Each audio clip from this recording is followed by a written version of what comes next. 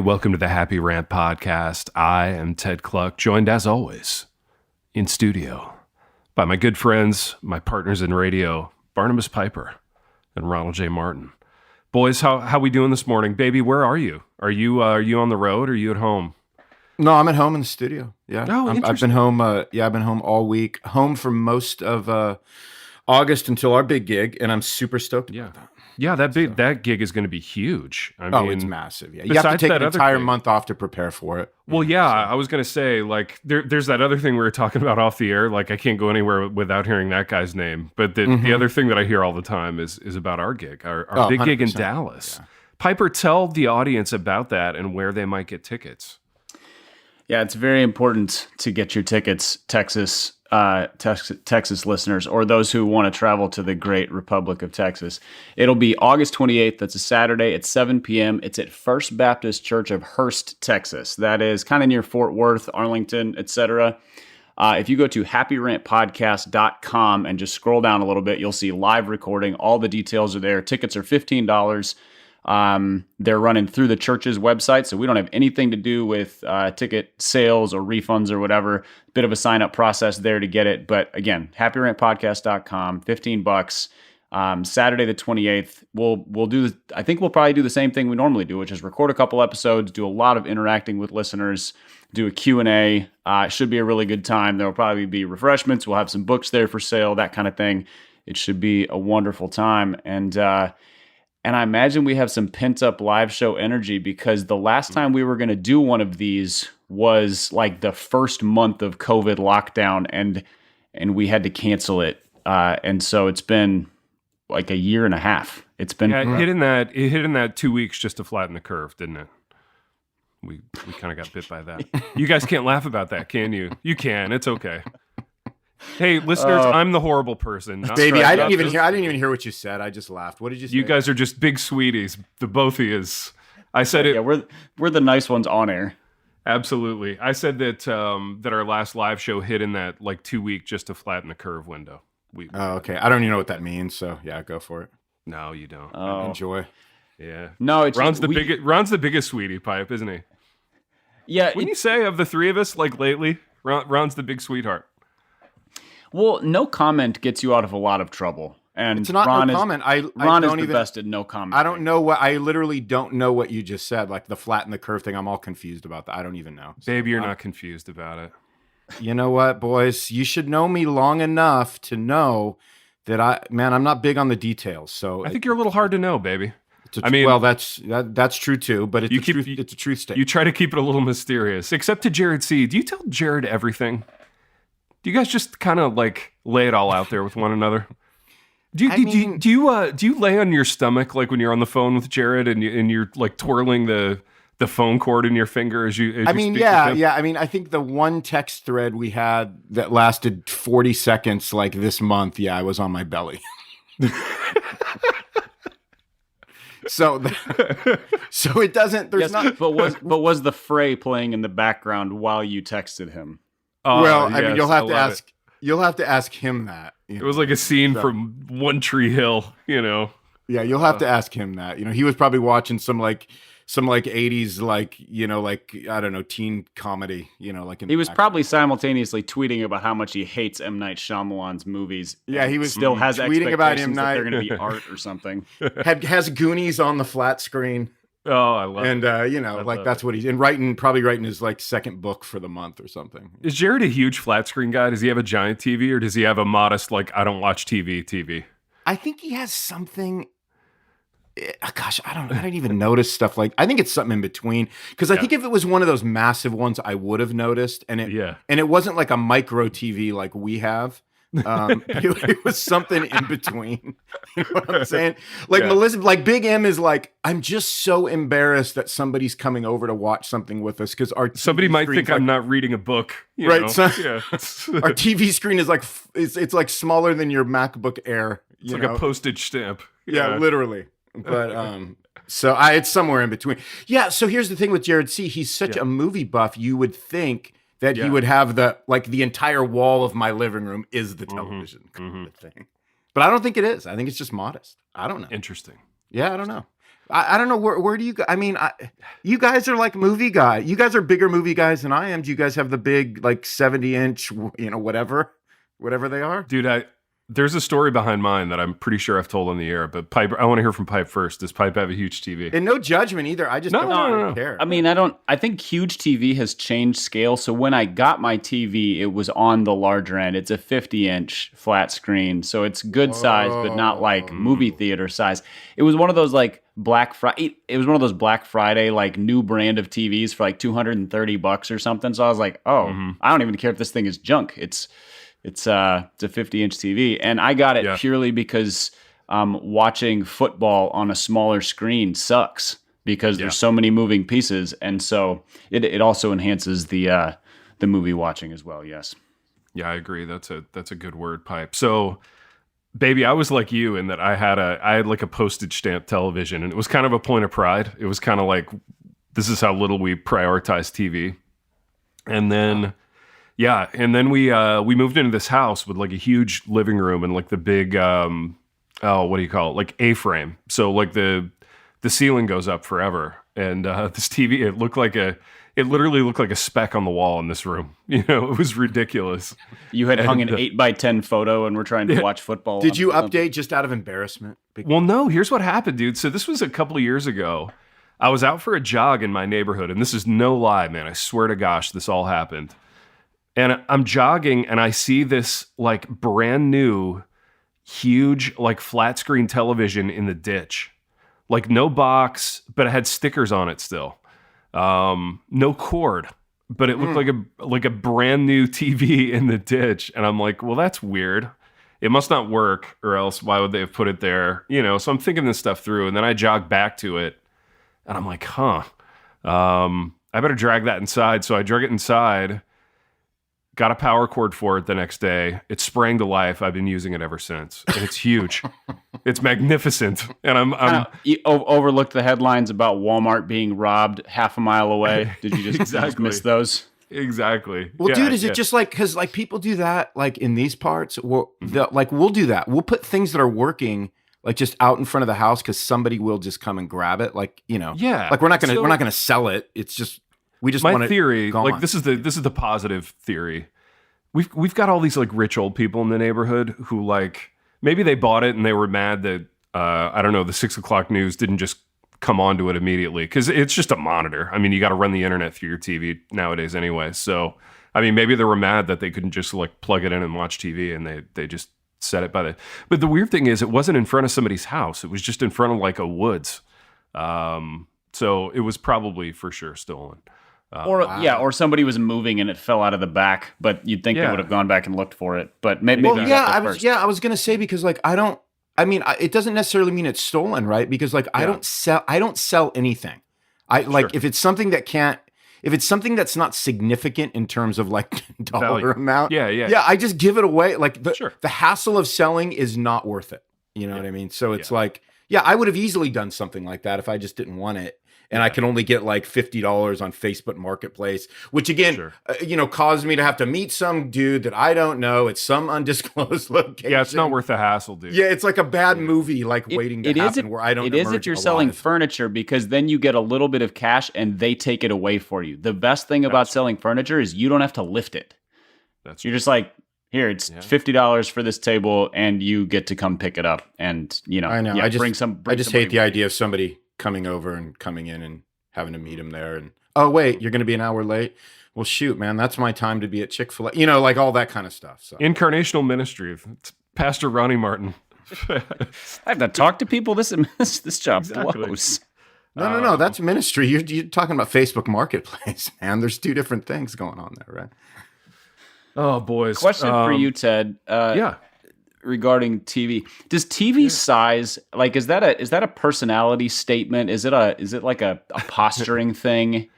Like in the South, truck size says something about you. Like, what are you compensating for, et cetera? Does TV size fall in the same category? Like, I'm wondering what it says about me that I have a 50-inch TV.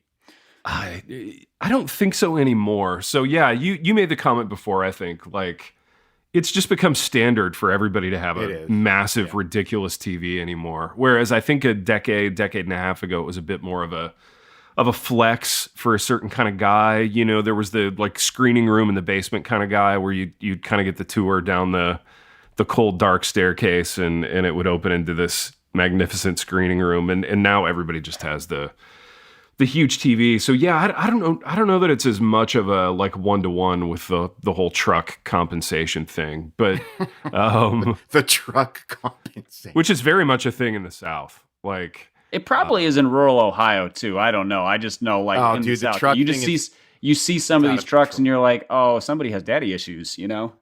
Dude, yeah, it's like $75,000 later. They like bought this rig. They call it a rig too. A rig, yeah. Rig.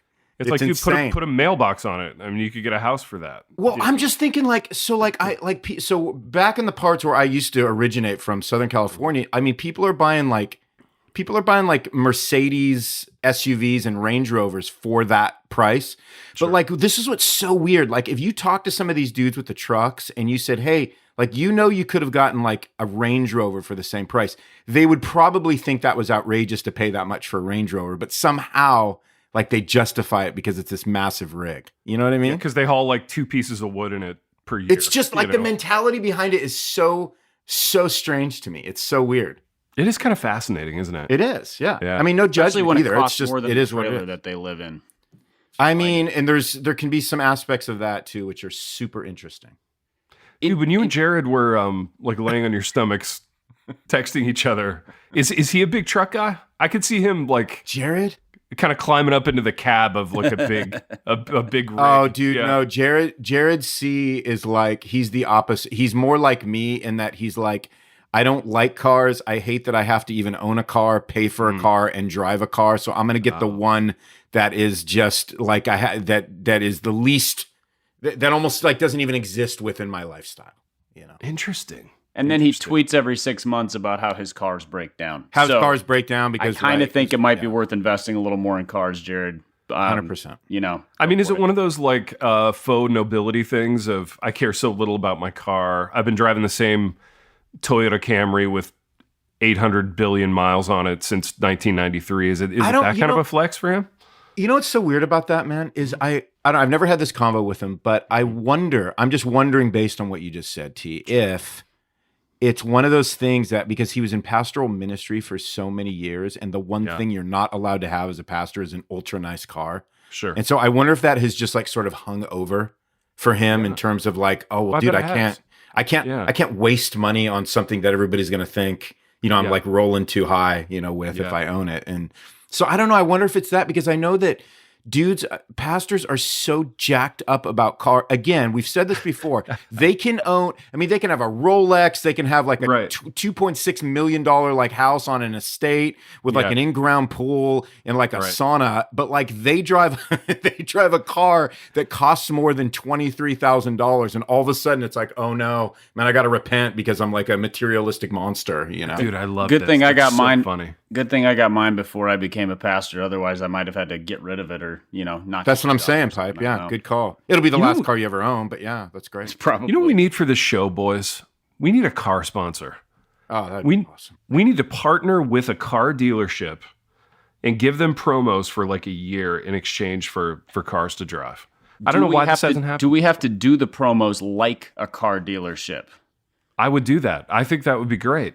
Maybe we even cut a commercial. You know, we can cut it while we're down in Dallas. But listen, if you're in the car business, if you're a car mogul, and you want the show to partner with you in a business sense, we are prepared to do that.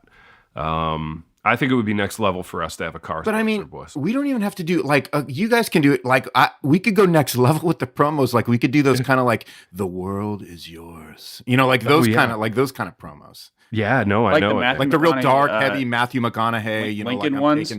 Yeah. I like it. No, this is good. This is good creative energy, boys. Well, speaking, so as long as we want to level this up, you know who the mastermind behind those Matthew McConaughey Lincoln commercials was? If you can call him mastermind, sure. Go ahead. Donald Miller and his company. Really? Yes. That was like their first, like when he started going into the branding thing as like, he's now a branding guy, not a religious writer anymore. That was like their first big client was Lincoln, and they came up with that whole thing. Now, the way that he tells the story, he's like, we sent him this whole storyboard and everything, and then what came out was not what we put in. But but the whole like staring off into the distance, making eye contact with a Longhorn Steer commercial thing is that all came from Donald Miller. Boys, it's incredible to me that a guy would give up writing Christian books to like working with like Ford and Matthew McConaughey to falling out of bed into a pile of millions of dollars. It's literally baffling to me that he would choose that path.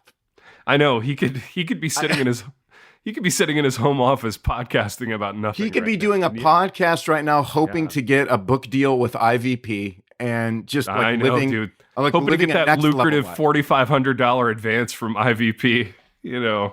It's just incredible to me that he chose that path. I literally will never understand it. Baby, I'm shocked, just as shocked as you are. I mean, that's huge. So, hey, has our boy Donnie gone full deconstruction? I forget who's deconstructed. We need like a cheat sheet. No, I don't think he has. Like he just kind of stopped making religious exploration his thing and just went into business. Yeah. So he might be like faithfully attending some Orthodox Presbyterian church for all I know. He's just a business dude now. Didn't he say didn't he pull the I swear, and I'm probably wrong, but I swear he was like the dude, one of the I just don't go to like church anymore dudes. Like, I can do church. I can do church myself. Well, he made I don't even remember the context. He made a comment like 10 years ago. Probably about 10 years ago, where he's like, sometimes I go to nature instead of going to church, kind of thing. Like I meet God in nature, and it got taken, it was when the angry blogosphere still existed. And everybody was like, see, this is why you can't read Blue Like Jazz. The guy's a pagan, et cetera, et cetera. So I don't know, sometimes I meet God in nature too, but usually I still go to church. So I don't know if that was a statement of I no longer attend church as much as there are, you don't have to be a religious prig about things. A Big R, I almost never meet God in nature. I'm not a huge nature guy. God created nature. You just don't tend to meet him there. I know, and I appreciate it. I really do. I appreciate that you created these trees and these birds. He also created, air conditioning and couches and stuff too. So there is that. I love that creation too. I really That's right. Thank you, God. You know what else he created, boys? A little company called Visual Theology. Pipe. Whoa, what a transition. What a transition. Little radio transition. Yeah, that was solid. Does that mean that God is paying us for these promos if he created this? Okay, now we're getting deep. All right, sorry. A little sacrilege. My bad. What are we, Reformed Pubcast? Is that still going, that thing? I don't think so. I have no clue. Yeah. I don't know. They haven't come at us on Twitter in a year or two, so maybe they folded up tent and closed up shop and whatever other promo. We got to talk about another huge podcast, though. That's right. But first, Visual Theology. Listeners, if you go to visualtheology.church/Happy Rant, you will find the special offer from this company for our listeners. But a little bit about what Visual Theology is. It started as just a couple books. So it was a couple books published by Tim Challies and Josh Byers, and then Josh has actually built it out into a whole resource website for Bible teachers, youth leaders, pastors, Sunday school teachers, and just people who want to be good students of the Word, with all sorts of visual aids to help the Bible be clearer for us. So I was looking through their guide to the Bible last week, and they have, here's an example of what they do. They have a graphic. It's basically a heat map of how we got our current 66 books of the Bible versus some of the books that were rejected over time, and how consistently for the last 2,000 years, different church councils and things like that. So it's sort of a timeline with a heat map of how our current Bible has been approved and accepted, and how these other non-biblical books have been rejected. And so it just kind of puts on a single page what would normally be like 600 pages of probably fairly boring reading to see, look, over the course of time, this is how the church has accepted this, rejected this, and why we have the Bible we do. And it's just full of stuff like that. So I I would point people to their curriculum and their memberships, particularly, especially if you are in ministry, are a Bible teacher, or are a pastor, because you pay a little bit per month and you get access to dozens and dozens of resources for teaching people of all ages about the Bible, but especially like middle school on up. So again, visualtheology.church/Happy Rant. There's a 20% discount off of any purchase, as well as off of your first month of membership. So listeners, go check that out. They have some amazing stuff. Their posters are sweet too. Really, really good design, which is hard to find in the Christian world. So again, check them out. Yeah, excellent pipe and super cool company. We do love Visual Theology. They've been great to us as well. Boys, I want to talk about a social construct, a social dilemma, if you will. And I'm going to start in the middle of our text thread, and we're going to keep it anonymous here. But this is about the dilemma that happens where you thought you've said no to something or made it clear that the answer is no, but the other party just keeps pushing. Ron, you said this: always mind-numbingly shocked when people keep pushing something that they've obviously gotten an answer for. The lack of social cues at work slays me. And then I said, it's remarkable, isn't it?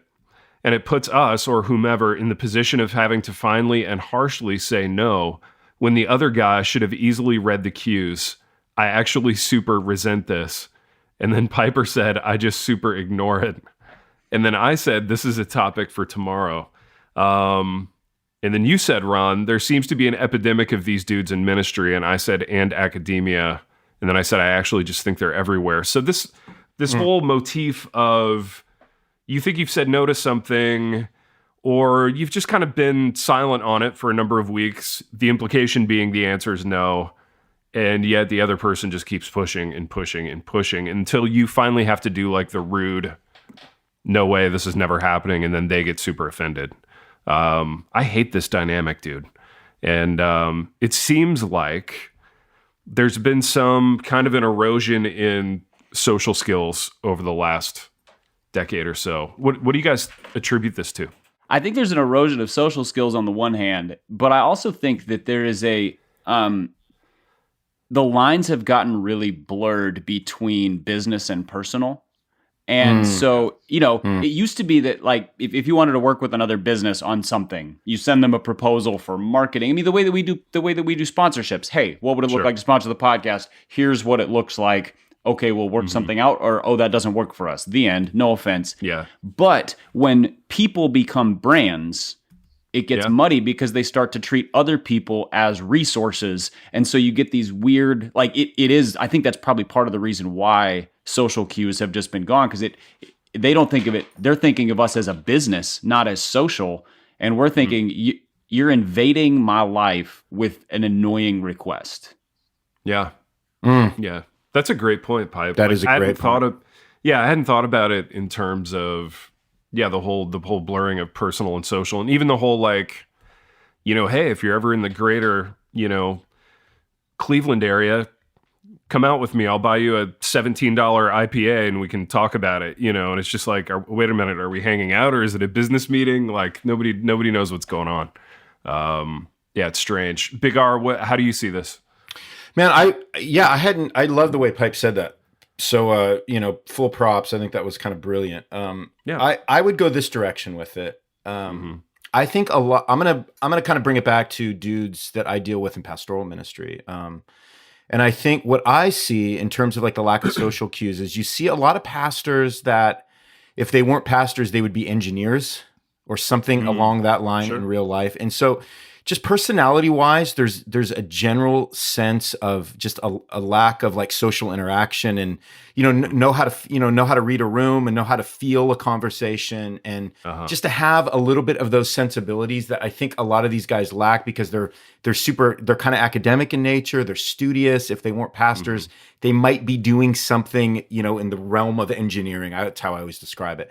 And so I just think that when it comes time to like do things that require some like relational, intuitiveness, sometimes there's just a lack of that. So it's almost like they walk into a room and they have no ability sort of get those kind of social cues that I think are actually super important if you're doing ministry. But some guys just don't have them because they're just not built that way. They're not wired that way.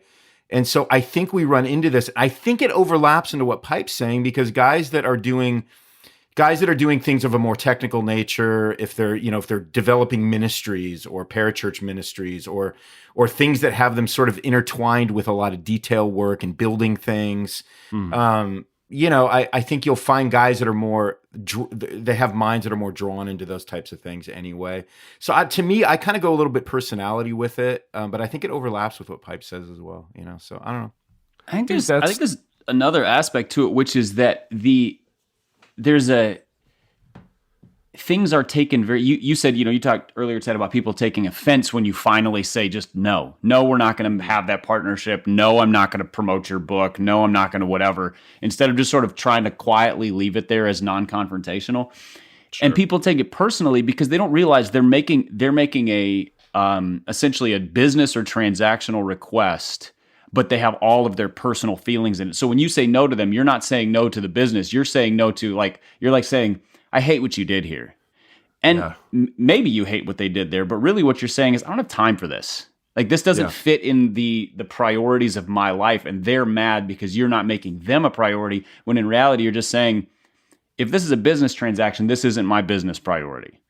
If this is a personal thing, well, then why are you asking me to promote? That's not what friends do. This isn't friends don't do that kind of deal. So it's the muddying of business and personal that makes it really weird too. Well, and I also think too, Pipe, that you have to be okay with people saying, just because they say no to something that you do that they don't want to partner with, it doesn't mean you don't have to look at it like they're rejecting you, as a human being, as an image bearer, right? It's dude, no, it doesn't work. I can't work with everybody. I can't partner with everybody. Some stuff I'm going to have a little more interest in. Some stuff I'm going to have zero interest in. It doesn't reflect on what you're doing as being a valid thing or product or idea. It just means you can't do everything, and people got to be okay with that, Yeah, I think it harkens back to the good point that Pipe made a couple of weeks ago about the internet's created this facade that we can know everybody, you know what I mean? And you can have these rich, vibrant relationships with every person and every podcast and every project. And the fact of the matter is, it's just not true. It's impossible, so we focus on only promoting ourselves, which is something that we can do. And it's well within our grasp. When was the last time one of you guys asked somebody to tweet about this podcast, or, hey, tell your friends, or, we don't even do that on the show, do we? No. I think, we once in a blue moon, we're like, hey, I guess you could leave us a review on iTunes or whatever, but we don't even do that anymore. I feel like we have fully just gone into we'll just promote ourselves, and if people like it, they like it, which I at least can sleep at night because I know I'm not harassing friends and making them in that awkward position of dude, I don't even like your podcast, but I can't tell you that because then I would be offending this dear precious that you have. Yeah. It does beg the question, though, should we be cultivating, should we have a genre of friends who we just use for promotion? You know what I mean? They exist at a strata where, they're not real friends. We're never going to actually hang out. If we do, it'll be not really the definition of friend, right? Just well, no, but it's kind of become that. I'm being glib, but I think for a lot of people, it is kind of the definition of friend. Oh, this guy tweeted about my book, and I tweeted about his. Oh, and that absolutely exists now. Yeah. And the thing is, you just want those people to be honest about it. So I get asked to endorse or promote books, I don't know, once or twice a month by people who I know, but I wouldn't consider close friends. And I think they would say the same in return. And when they're just upfront about it, where they're like, hey, this is that thing we have to do, and we all just acknowledge that this is sort of part of the business, and they kind of send it as a blind carbon copy, mass email. So they're not trying to leverage anything. They're just like, I'm sending this to a bunch of people. If you can, I would appreciate it. If you can't, totally understand. That doesn't feel cumbersome to me. But the people who are like, hey, you were on my podcast and we're kind of buds now, so could you do this thing for me? They're all of a sudden, they're leveraging this non-relationship. and viewing it as kind of acting as if we're friends when in reality we had a 40-minute conversation about a topic. Yeah. That feels kind of, that always kind of makes my hackles go up a little bit. Yeah, even that though is confusing because the whole kind of nature of the podcast is sort of, it's canned intimacy. You know what I mean? It's like feigned intimacy. Sometimes it's real. Like I think when it's working well, like an interview podcast, like there's actual like good vibe between the two people. But then it would be easy to like hang up the Skype call and think, oh wow, I really hit it off with that person. Maybe we're actually friends, but in reality, you're probably not. Yeah, you'll never see them again. Yeah, so I think it's just a matter of expectations. Speaking of expectations, boys, what do we expect for the rest of this podcast? I feel like we've kind of wrung out this topic. Well, I think we should take this topic and figure out what we're going to do in terms of asking people to promote our book when it comes out. Like what are this our is big, yeah. This is a workshop. So, anything we can say anything goes. There are no bad ideas except for the really bad ones. And what are we going to do with our book? This is a marketing meeting. Yeah, I like that pipe. That's good. Ronnie, just imagine, a whiteboard or something that would get the creative juices flowing, whatever it is for you. How are we going to ask people to promote our book for us without being awful? Yeah. I was almost going to suggest that we should be awful. And the answer is nothing. I don't know, man. I think we should go full slime ball on this one and try to get like who do we think is the person who's still kind of credible, but who has the biggest, like most slime ball audience that we could get to like tweet about our book? Who do you think that would be? Who would like be at the top of that pyramid? Jared? I'm sure he loves being called Slimeball, or at least having Slimeball followers. Jared actually is going to be one of the money dudes to promote the book because I think he's going to ask us to pay him. Yeah, for sure. Yeah. So all right, so Jared's in the boat. We can definitely get Jared. Could we get anybody bigger than Jared? I think there are probably some of those, like, not talking like the Tim Kellers of the world, but some mega church pastors who we could get to, at least throw up an Instagram post, which I don't know if it has any value, but like there's some legitimacy there. And hopefully they do it without reading it, because once they read it, they probably won't. They're like, ooh, these guys made me uncomfortable. They made fun of my church. But I bet we could find some of those guys. I like Boys, I am going to go for the major players, though. I'm going to go for little Johnny P and Timmy K. I mean, Are you really, baby? What are you going to do? What's your approach going to be? I don't know. Let's just shoot. I mean, I know automatically B Pipe's going to say he won't do it. But, he has a little of that father-son stuff going on with that. So I think maybe me and you can make a play for it because, we hung out with him that one night at the live show. We did hang. Baby, that was magical. We have history with John now. Yeah. Right? Yeah, he even smiled a couple times during that, so I think we were a big hit. He smiled a couple times. That's huge, Pipe. I mean, dude, I say let's just shoot for the stars, and if we get a couple of falling stars along the way that actually promote, I think we'll be good. That's well said, baby. Now, do you already have that email drafted to John Piper? Yeah, hey, we hung out in Indianapolis a couple of years ago. I'm sure you remember.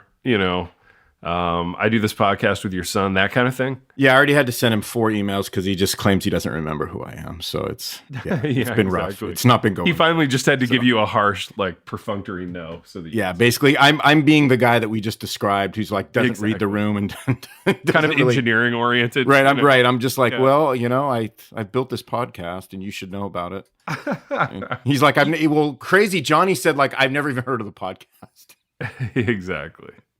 Do you think we need to put together like a launch team? So you remember when Michael Hyatt came out with the book Platform probably 10-ish years ago? And like the thing for a while was you get 100 core fans and you offer them all sorts of stuff that you claim has value, PDFs of this and ebooks of that and audio of this.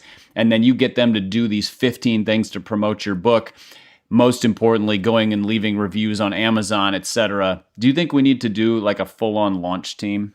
I mean, the launch team thing yeah, we could do that because I think we have the kind of fans that would get into it because of the nature of the book. But the launch team thing, it feels so like 15 years ago to me, like when bands did it. But like, I love it for that. With a band, it's like so different, right? Because they're like coming to town, they're going to play a show.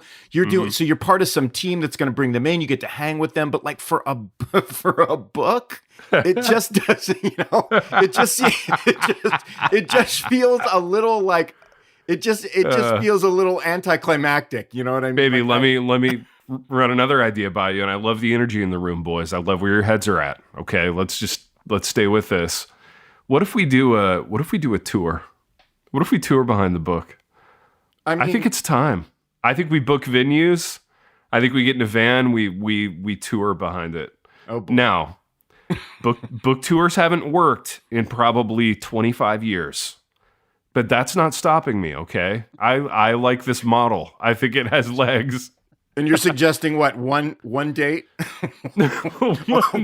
one date tour. Well, we have 0 dates, but actually, we do have 1 date booked. We have Texas, but that's months before the book comes out. We just don't happen to have the product quite yet. But yeah, exactly. we're a little productless. So we have 0 dates booked at this point, but I think we could put a tour together, boys. What? Here's modified tour. So. Yeah. There's Nashville's full of aspiring musicians and people play house shows all the time. Yeah. So venues are paying or the listeners are distracted. So they'll play house shows and it's like, 40 people in a backyard with the Thomas Edison bulbs strung up and everybody's got their fedoras on and they're drinking their, frosé or whatever. And, what if we did like a house show tour where our listeners actually invite us to their homes? Like we are the Facebook Marketplace guy showing up and inconveniencing them. And we could do like a reading and then, just hang out with them. All right. What about a house show tour? Pipe, that's brilliant. I have some experience with that. And I'm glad you brought it up because it's not something I wanted to bring up on the air, but I want to talk about off the air because you're kind of onto something. Okay, big. Wow. Intriguing. Yeah. I like that, boys. Maybe a tour, maybe a book tour in the works. All right.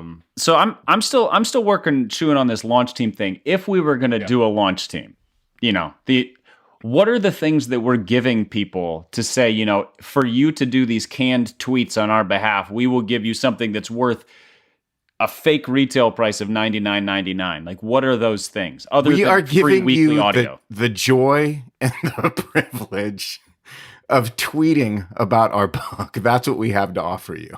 We are giving you just the utter, just honor and and unbridled joy and privilege of promoting really probably the biggest selling book of 22. How about Dude, I will covenant to send people just some random stuff from my house.